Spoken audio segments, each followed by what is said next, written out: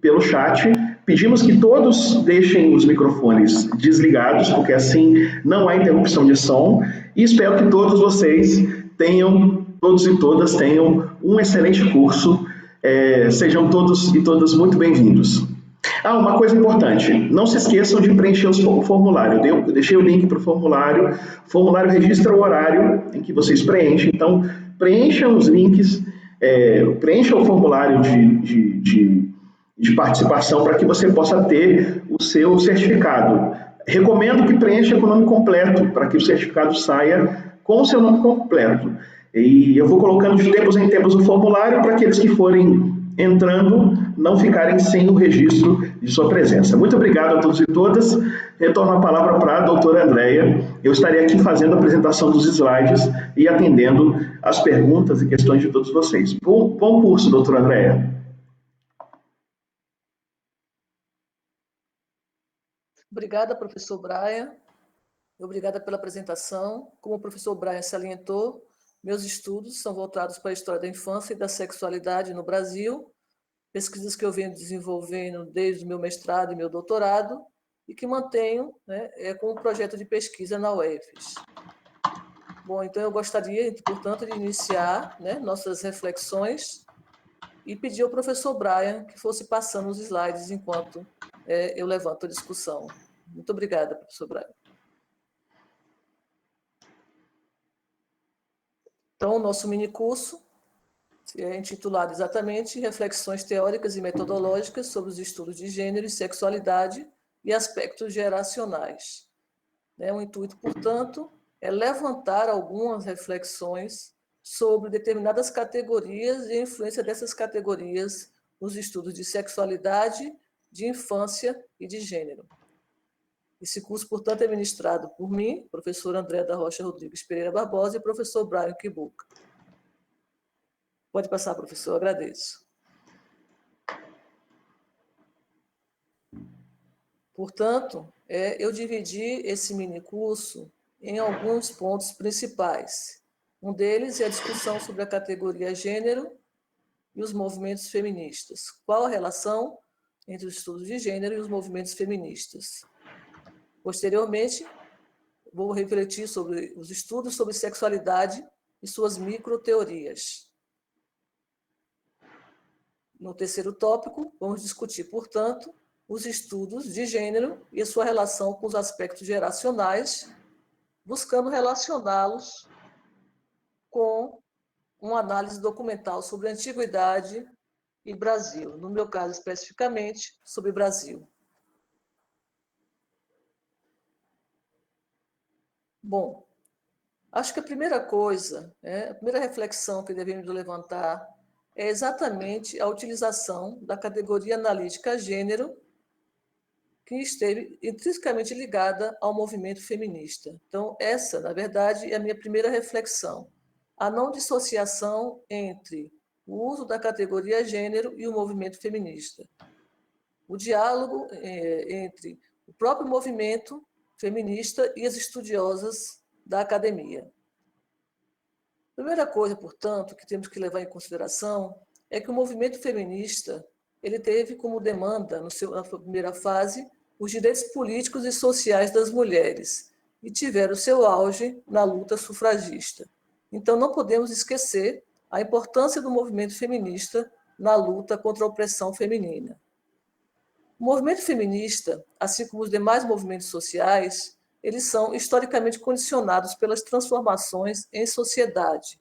O que quer dizer que não temos um movimento feminista homogêneo e essencialista, mas que ele está sempre em processo de transformação, sendo influenciado pela sociedade e influenciando também a própria sociedade. Por isso mesmo, percebemos que esse movimento ele teve suas transformações que reagindo às próprias angústias e ansiedades que a sociedade estava ali levantando. Por isso, nós temos o que nós chamamos de segunda onda do movimento feminista, essa, precisamente na década de 60, que buscou politizar a esfera privada e romper com a dicotomia público e privado. É um momento, por exemplo, que o movimento feminista chama que o pessoal é público né? Então, o privado ele é público, ele é uma politização do privado. É nesse momento que o movimento feminista se concentra nos estudos sobre sexualidade, corpo, relações afetivas e relações de trabalho, maternidade, processos reprodutivos. Então, mostrando exatamente que o privado está numa interseção direta com o público, que há uma politização do privado. Então, o movimento feminista buscou demonstrar, essa década de 60, ela é marcada também pela aproximação e a ressignificação do gênero em oposição à categoria mulher. Ao mesmo momento em que o movimento feminista ele busca perceber que não é possível fazer uma dissociação entre público e privado, que as relações familiares, as relações afetivas, são relações politizadas, são relações que sofrem influência e influenciam o mundo público, né? Ela é um momento também que o próprio conceito de mulher ele é questionado como incapaz de compreender a diversidade que existe e, ao mesmo tempo, é um momento que se questiona o caráter essencialista do termo mulher. Por isso, é nesse mesmo período em que as feministas também se aproximam do conceito de gênero. Mas o que nós entendemos por gênero? Gênero, segundo a própria Scott, é um termo proposto por aquelas feministas que defendiam que a pesquisa sobre mulheres transformaria os paradigmas no seio de cada disciplina. Então, a ideia da categoria gênero não era apenas questionar o essencialismo que está previsto no termo mulher, mas também questionar os próprios paradigmas que formatavam as ciências humanas e as ciências sociais de forma geral, a partir de uma visão androcêntrica e machista. Então, o termo gênero ele passou a ser utilizado tanto pelas feministas como pelas cientistas sociais e historiadoras para designar as relações sociais entre os sexos, rejeitando as justificativas biológicas para os processos de subordinação feminina, questionando, portanto, qualquer teoria essencialista sobre as diferenças sexuais. Pode começar, professor. Por que é importante termos essa concepção, né, de gênero? Porque como o gênero funciona dentro das relações sociais humanas? De que forma podemos aplicar essa categoria analítica para entender as formas de opressão em nossa sociedade?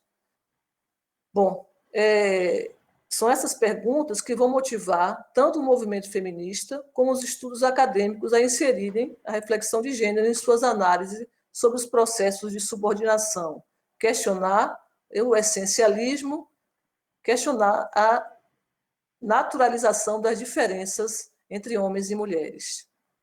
Pode passar, professor. A partir, portanto, dessas reflexões de gênero, tanto o movimento feminista como os estudos acadêmicos se voltam para a compreensão das assimetrias presentes nos discursos e também nas práticas sobre o corpo e a sexualidade feminina. Aqui eu queria chamar a atenção nessa relação dialógica entre o movimento feminista e os estudos acadêmicos, e não uma reflexão dicotômica, como algumas pessoas sustentam. Há um processo de intervenção da própria luta feminista, do próprio movimento social, dentro dos estudos acadêmicos, como também uma influência dos estudos acadêmicos dentro do próprio movimento feminista. Então, não há uma separação onde um desenvolve uma reflexão levando para o outro.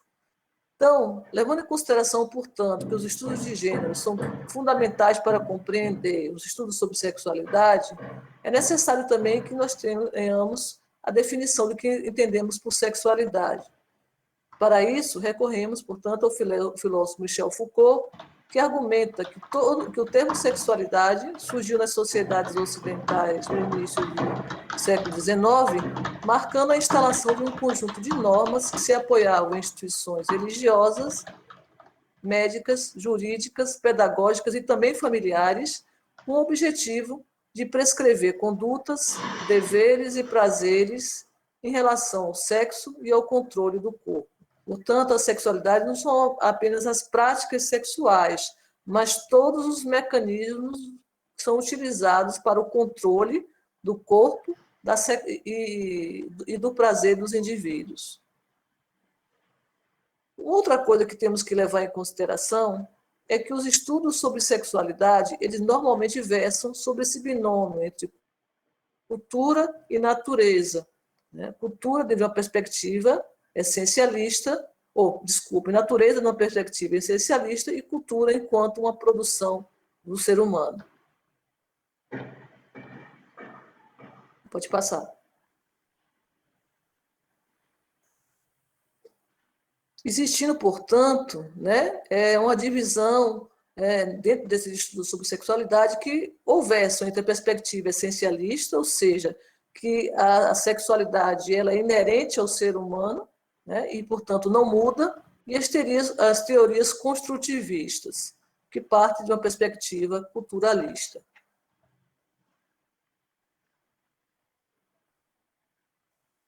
A teoria essencialista, como eu já havia afirmado, é aquela que naturaliza as práticas sociais, considerando-as inerentes à natureza humana, ou seja, que existe um instinto sexual. Todos os indivíduos, portanto, independente do tempo, do espaço, da idade, possuem um instinto sexual que não muda.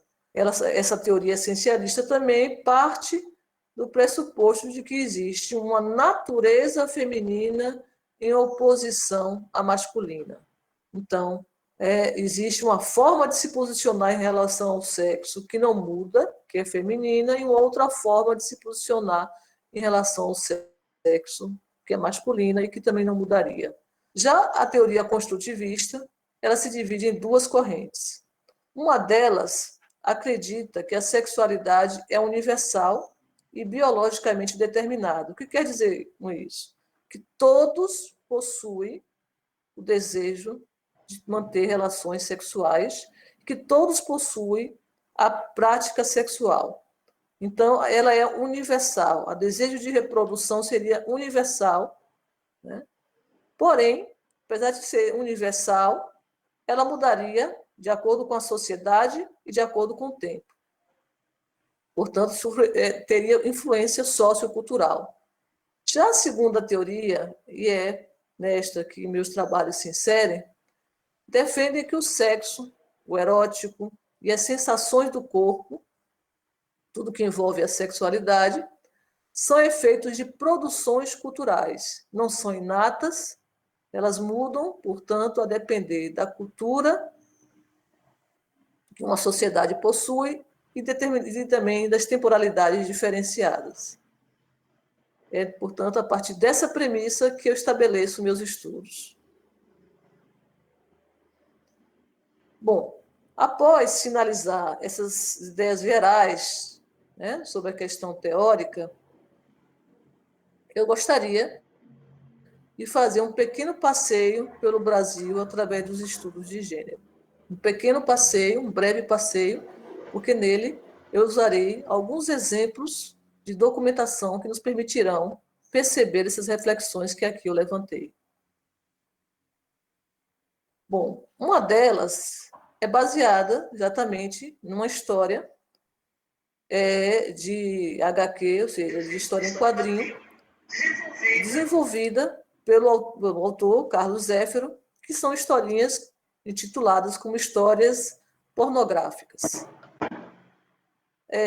A partir de uma história chamada Lia, buscarei refletir sobre a erotização do corpo infantil, o processo de construção de erotização do corpo infantil, que, basicamente, na sociedade ocidental, ele se torna mais intenso na década de 50, com a intensificação do sistema capitalista no nosso país.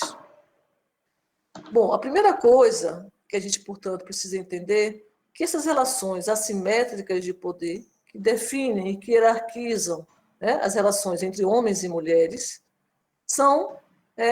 elas acontecem, são relações de poder que se constroem e que controlam o processo de submissão do corpo feminino desde tenra idade, desde o momento em que nascemos. Então, é um processo de construção sociocultural que se estabelece sobre os nossos corpos desde a eternidade.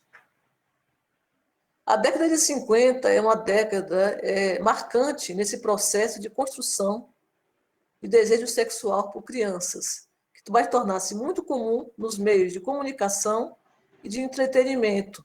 Então, em jornais, em revistas, onde o corpo infantil ele é explorado, principalmente o corpo infantil demarcado com aspecto de gênero, que é o corpo feminino, como objeto de prazer.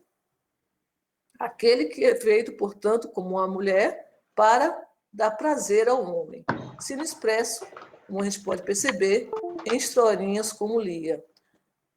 Gostaria de contar um pouco sobre essa história. Eu não vou reproduzi-la toda aqui no slide, mas essa história conta exatamente a atração de um adulto por uma criança. Nessa história, a personagem principal, Theo, é um homem adulto que visitava a casa essa, bem pequena, e ele logo no início ele demonstra se sentir encantado com aquela criança e naturaliza, por conta disso, uma afeição sexual por ela.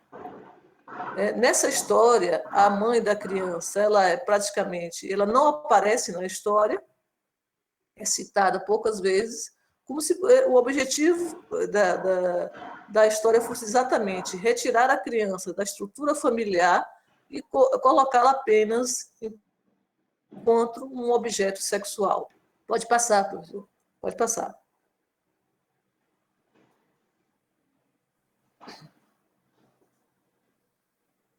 Bom, a história, portanto, ela narra os laços afetivos entre um adulto, que é denominado de Theo na historinha, e uma criança que é chamada de Lia, daí a história se chama Lia. Ela enfatiza o que nós chamamos de encantamento adulto sobre a infância, a capacidade de estabelecer um poder de opressão e de domínio sobre corpos que, além de serem femininos, são corpos frágeis por conta da sua própria idade. Então, é chamado encantamento adulto sobre a infância. Ela é duplamente dominada, por ser menina e por ser criança e não ter direito à voz. É o processo de erotização do corpo infantil. Então, quando a menina, o corpo infantil feminino, ele passa por um processo de erotização com o intuito, né, de torná-la objeto de prazer masculino. Pode passar.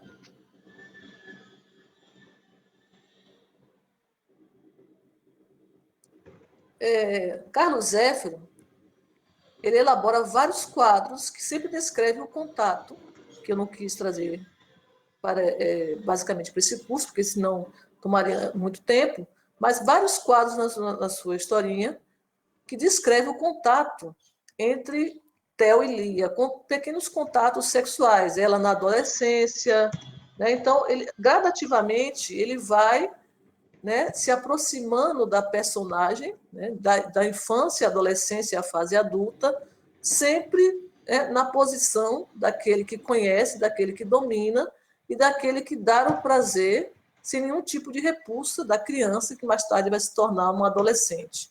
Então, do início ao fim da história, o personagem principal, que é Theo, manifesta seu desejo pela menina e que recebe esse desejo passivamente, porque ela aprende que o local dela não para obter prazer, ela é obrigada a dar prazer. Então, ela recebe passivamente como algo natural. Então, naturaliza esse tipo de atração, demonstrando o poder masculino sobre o poder feminino desde a eternidade.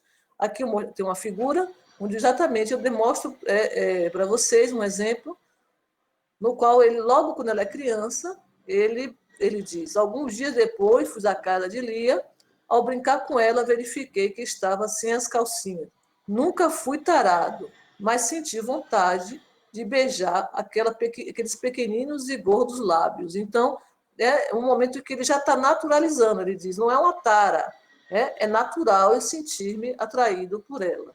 Então, né, através de imagens e falas, né, o autor naturaliza esse processo de atração, né, pela menina. Pode passar, professor.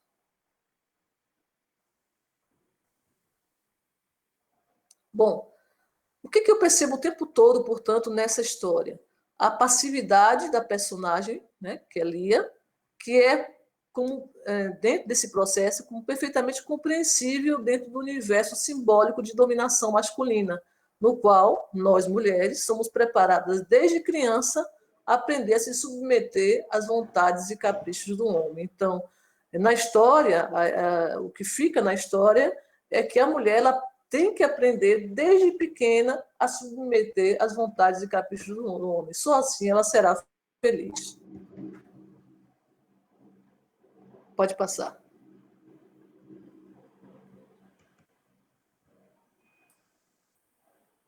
Bom, uma outra coisa que é perceptível nessa história é que a dominação sobre o corpo de Lia, a criança, se dá através de um processo amplo, portanto, que nós chamamos de dominação masculina. Como é que se dá essa dominação masculina? Não é apenas através do grito, da violência, mas através de vários mecanismos simbólicos que se estabelecem, né? Onde a mulher ela aprende desde a eternidade como dar prazer para aquele outro, que é o homem. Pode passar, professor.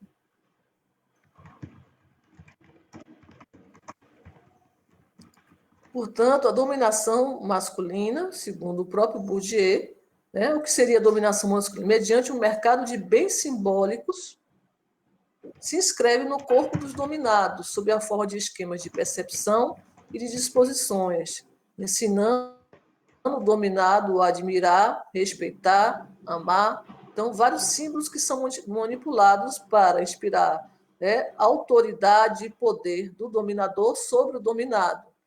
Não é através do grito ou da força, mas através de mecanismos simbólicos quase imperceptíveis que garantem esse processo de controle e dominação. Tornando, portanto, né, o que torna o dominado sensível a certas manifestações simbólicas de poder.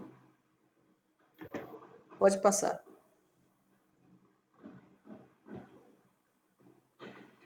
Aqui nessa história, a história de Lia, é exatamente aquele momento que eu falo, né, que em várias etapas o personagem principal ele exerce seu poder de controle, seu poder de dominação, né, sobre a jovem.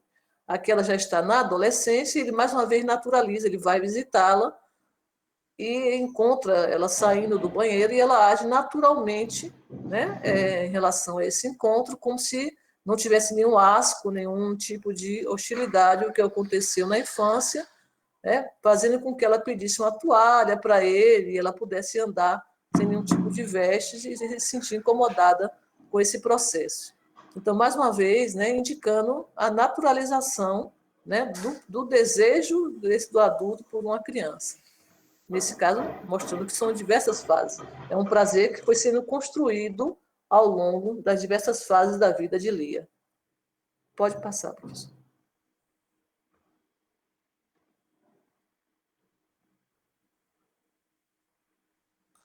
Bom, outra conclusão que é importante perceber nessa história é o que os estereótipos utilizados para definir um homem e uma mulher também são utilizados nessa história para caracterizar a personagem Lia e o personagem Theo. Né? A todo momento na história, Theo é exemplo de virilidade, razão, força, né? Enquanto Lia ela é sempre marcada pela ingenuidade e sedução. Na história, o tempo todo, Theo ensina Lia a ter prazer. Ela embora ela seja sedutora, ele nunca perde a ideia da sedução, na história, seja da mulher, desde a eternidade, ter capacidade de seduzir o outro, ela é ingênua e precisa aprender. Enquanto que Theo, ele é sempre o forte, é o viril, aquele que tem sempre o desejo, né? É capaz de racionalizar, inclusive através do trabalho, e tem sempre a força. Em todo momento na história, ele narra quem é Theo. Theo é um homem bem-sucedido, viril, que tenha força e capacidade de conduzir a relação. Pode passar, professor. Bom, nesse caso, portanto, na história, Lia cresce mantendo a relação de subordinação em relação ao personagem masculino, que é Theo, até mesmo através da profissão. Chega um momento em que Carlos Zéfiro registra que ela cresce e ela se torna uma secretária. Então, todo também o imaginário em torno da secretária, né, voltada para atender totalmente o seu chefe, né, e ele se torna um homem de negócios. Então, ele, numa posição acima dela, hierárquica, né, um empresário, e ela, uma secretária. Já aí já mostra essa relação de subordinação, que ela tem que estar numa posição profissional abaixo da dele. Né? Na história, inclusive, ele a procura e oferece o emprego a ela para que ela se torne a sua secretária. Portanto, né, o desempenho, né, de sexual de Theo também não é dissociado do seu sucesso na vida pública.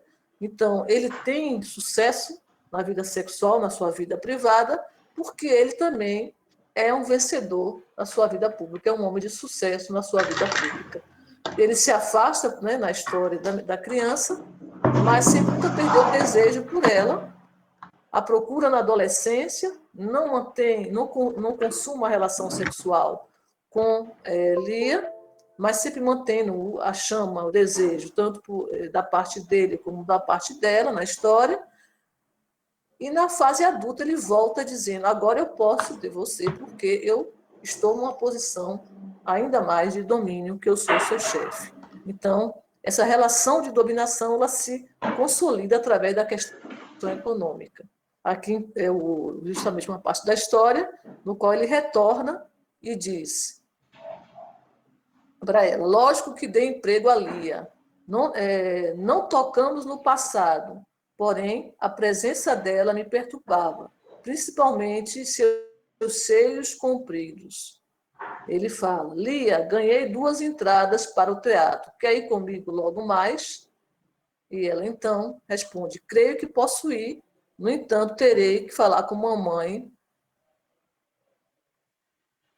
Passe lá em casa. É o único momento em que você vê referência à figura familiar, à estrutura familiar de Lia. Né? Porque o tempo todo ele quer dissociar Lia de qualquer estrutura familiar de proteção. Né? Então, só em momentos muito raros, a família, a mãe é citada. Pode passar, professor.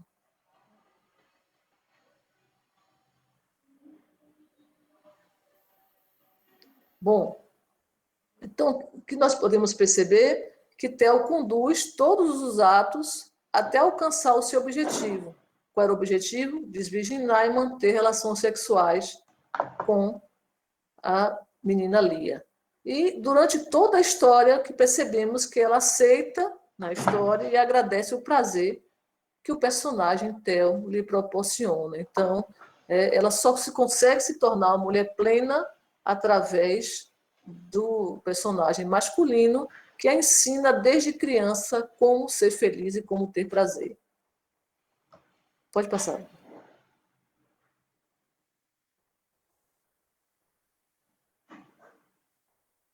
Portanto, em nenhum momento da história é passada a ideia de que Lia foi seduzida contra a vontade quando criança. O tempo todo ela aprende a amar e a ter prazer, aprende a conhecer o seu corpo através de Theo. Então, ela não é seduzida, ela aprende, é um processo de aprendizagem. Né? Então, em nenhum momento na história há algum tipo de reflexão que indique que ela teria sido seduzida por conta da sua falta de conhecimento, mas que ela está num processo de aprendizagem, né, onde ela aprende a ser uma mulher. E só pode aprender a ser uma mulher se ela conhecer, portanto, a sua sexualidade desde criança. Nesse ponto, só queria, pode deixar um pouquinho, professor, chamar a atenção, que, conhecendo ou não as ideias de Freud, o fato é que Carlos Zéfiro parte também da mesma premissa, de que a criança ela também tem sexualidade, ela tem desejos, ela tem prazer, né? Então, partindo da mesma premissa de Freud, Carlos Zéfiro constrói sua história de sedução do homem adulto sobre a criança. Por que não é algo condenável? Porque a criança também tem prazer, também tem desejos, também tem eroticidade. Então, ele parte do mesmo argumento de Freud para sustentar a relação, portanto, entre um homem adulto e uma criança. Pode passar.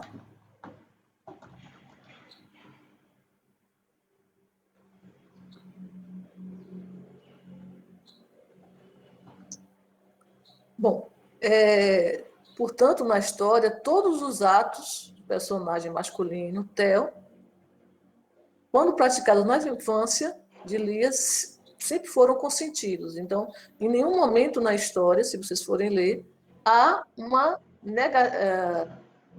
afirmação de que Lia não teria consentido ou não teria tido prazer ou teria tido algum tipo de repulsa àquela prática.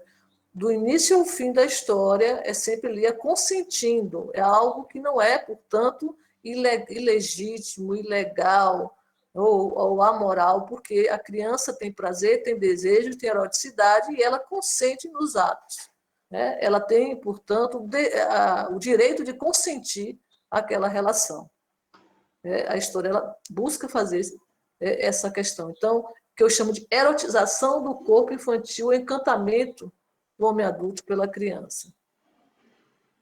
Bom, uma outra coisa que eu gostaria de afirmar é o seguinte, que com essa história, o autor ele transmite a ideia de que a criança, portanto, não é um ser dessexualizado, como já havia afirmado, né? No mesmo argumento de Freud. Então, a criança não é um ser dessexualizado. E no caso da mulher, quando a gente pensa na questão de gênero aí, né, basta ela ser bem conduzida para que se torne uma mulher plena. Inclusive, a história termina, né, com a personagem falando que só depois que ela consuma uma relação sexual com o Theo que ela se torna uma mulher plena, uma mulher totalmente realizada. Pode passar.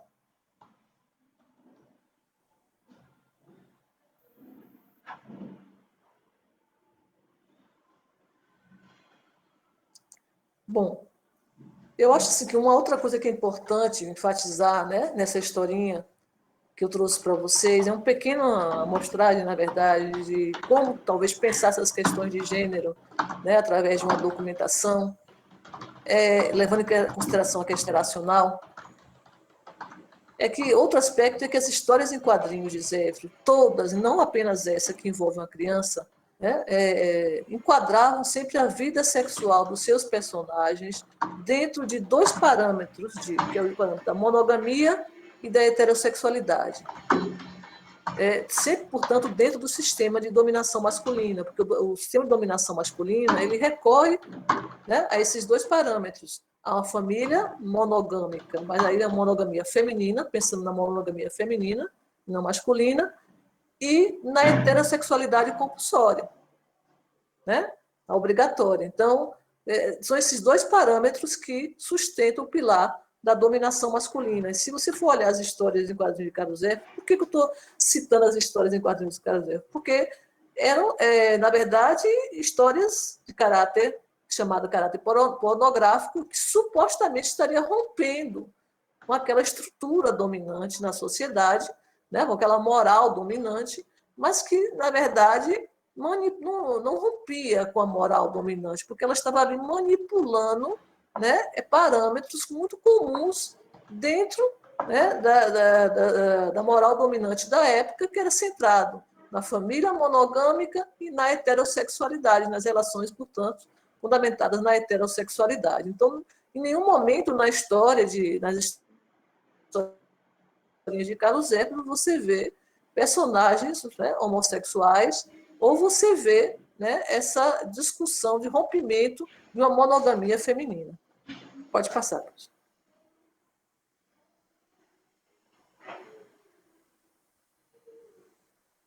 Bom,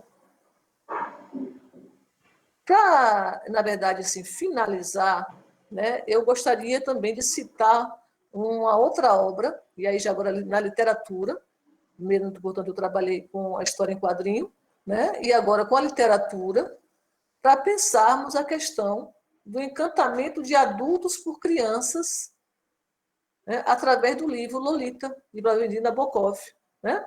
Esse livro foi publicado por uma edição francesa em 1954, e nesse livro ele narra as desventuras, na verdade, de uma criança supostamente negligenciada pela mãe e órfã de pai, e que tem um despertar da sua sexualidade. Então, o livro Lolita também parte do mesmo pressuposto de Freud, né, de que toda criança ela possui uma sexualidade, então não nega o caráter, portanto, sexual da criança. Então, mas que essa sua sexualidade ela é despertada na infância e apropriada por um adulto devido a uma desestruturação familiar. Então, veja, é um livro também considerado, na época, de caráter pornográfico, por tratar exatamente desse encantamento de um adulto por uma criança. Mas ele parte também do mesmo pressuposto da importância da família monogâmica na sociedade. Né? Então, o que leva, né, no caso Lolita, a ter uma relação não apropriada com um adulto? A desestruturação familiar, o fato dela ser negligenciada por sua mãe e, ao mesmo tempo, né, não ter um pai para poder direcioná-la nas suas experiências. Então, a sua sexualidade, que é natural uma criança ter, de acordo com a própria compreensão de Freud, no qual o autor reproduz, ela é, na verdade, estimulada de forma mais precoce e inapropriada, né, para a época, por um adulto, e até hoje, não só para a época, por conta da desestruturação familiar. Pode seguir, professor.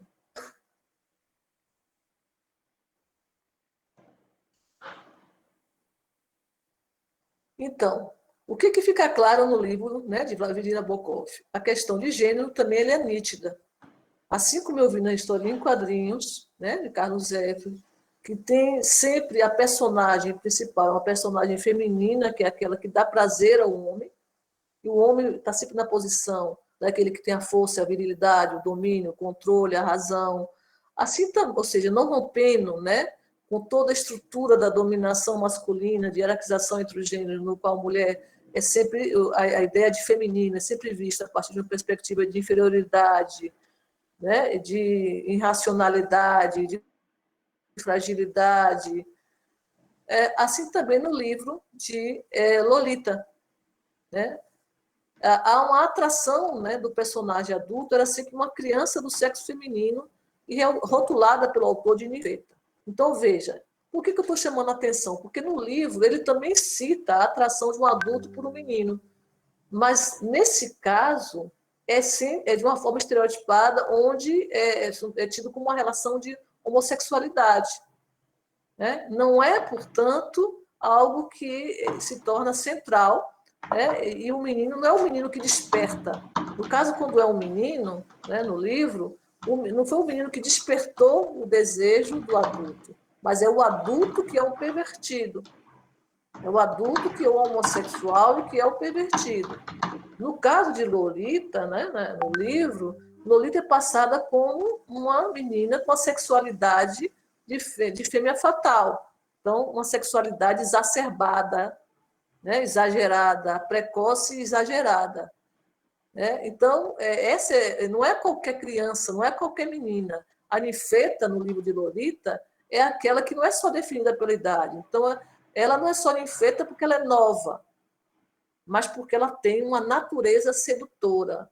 Então, aquela capacidade de sedução, né, da mulher, de seduzir pelo sexo, de controlar o homem pelo sexo, é apresentado pela ninfeta, que tem, né, que é ela que provoca o desejo do homem.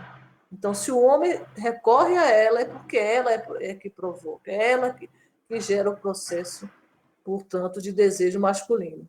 Isso você não encontra na história no momento em que ele cita o caso do menino sendo abusado, né, por um adulto. Aí já é um problema, que diz assim, o problema está no homem que é um pervertido, já no caso da ninfeta não é o homem que é um pervertido, mas é a menina que tem uma sexualidade exacerbada.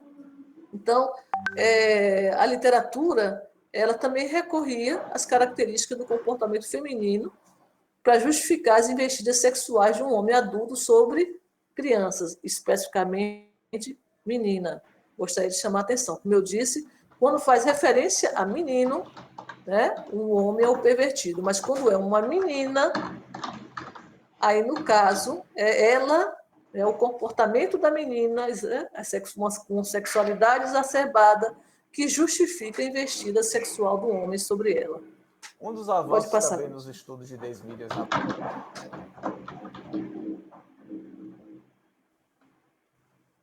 Então, nós deixamos muito de lado as vivências.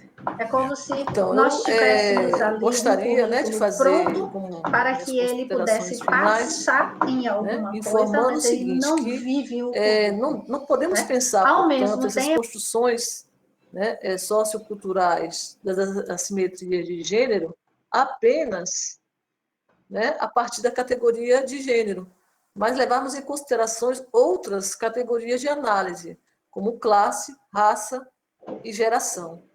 Né? Porque só levando em consideração essas categorias podemos compreender os processos de dominação e de construção de relações assimétricas em nossas sociedades.